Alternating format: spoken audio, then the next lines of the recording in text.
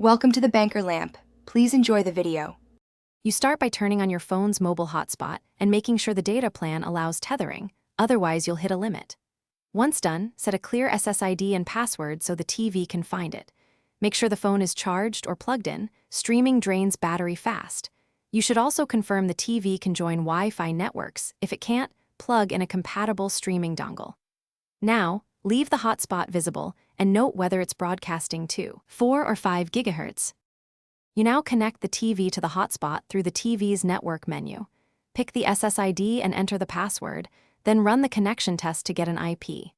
Once connected, optimize for stability. If the TV supports 5 GHz, choose it for higher throughput.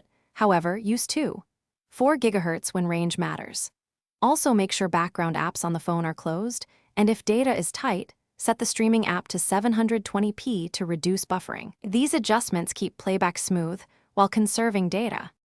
You finish by testing a short video for 30 to 60 seconds to confirm play and buffer behavior. If it stalls, move the phone closer to the TV because physical distance and interference matter. For the most stable link, plug the phone into power, and when available, use USB tethering to the TV or dongle. This gives lower latency than Wi-Fi. If things go wrong, toggle the hotspot off and on, reboot the phone, or switch the access point band. That single restart often fixes connectivity issues. Thanks for watching. If this was helpful, leave a like and consider subscribing. See you next time.